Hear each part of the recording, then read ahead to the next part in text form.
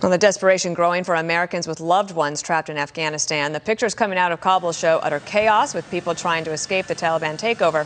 Our next guest was one of the first lawmakers to urge Americans to call his office if they have family members stuck in Afghanistan. Republican Senator Tom Cotton of Arkansas, a member of the Senate Armed Services Committee.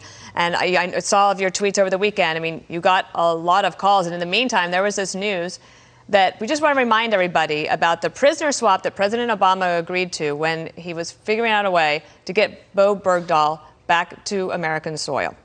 Here is what you said about that prisoner swap and what would happen. Take a listen.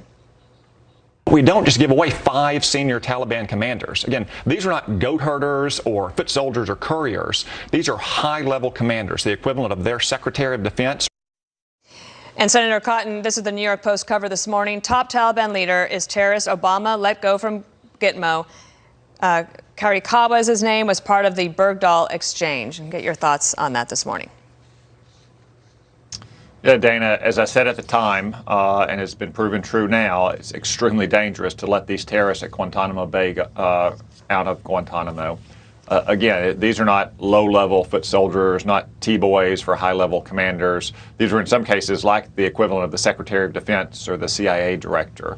Most of these people should have undergone a court-martial and been summarily executed almost 20 years ago. I hope it causes the Biden administration to reconsider the folly of trying to close down Guantanamo Bay and send these hardened terrorists back out in the world where it is inevitable that some of them will return to the battlefield to kill Americans.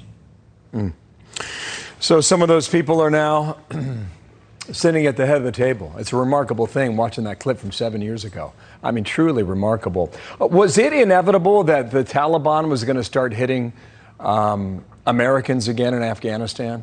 I ask you because President Biden yesterday said he will not pass this problem on to a 5th president, which is well understood. And I don't know if you would even debate that at this point. But is that where we were headed?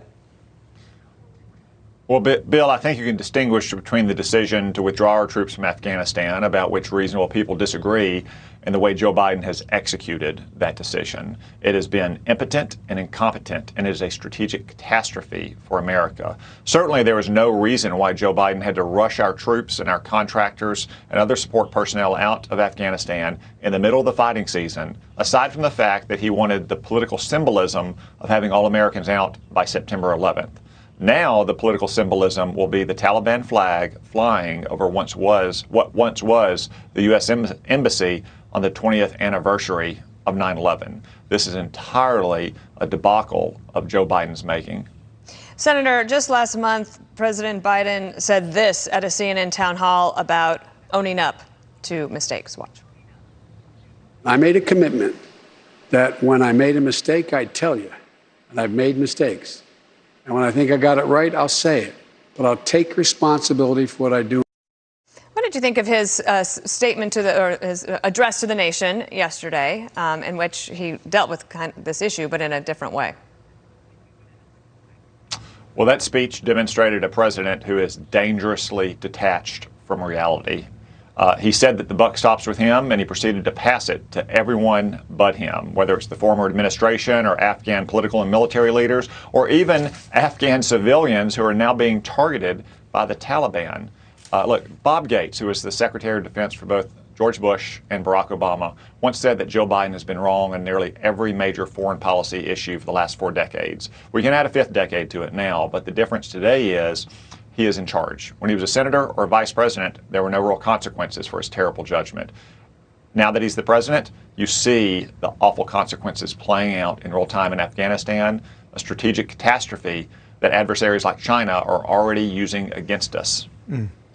Did the Afghan army know that we were leaving? I asked that because, we had this giant base, Bagram, north of Kabul.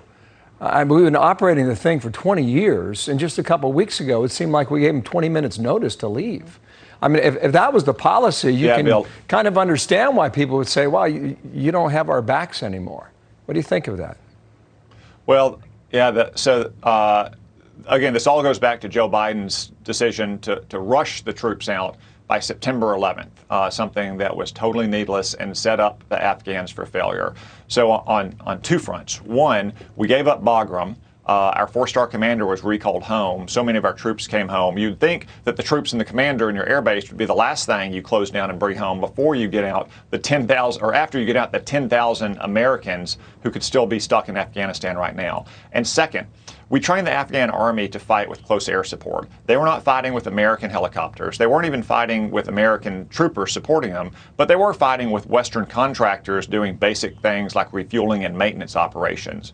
Biden insisted that all those contractors come out as well. So all those helicopters were almost immediately grounded. So he pulled the rug out from underneath the Afghan army over the last 4, 5, 6 weeks. We shouldn't be surprised that when we train them to fight one way and then we prevent them from fighting that way, that they oftentimes got overrun by the Taliban. Right. Sir, a lot to cover. Thank you for coming on today. Senator Tom Cotton there with us today. Thank you. One thing to add.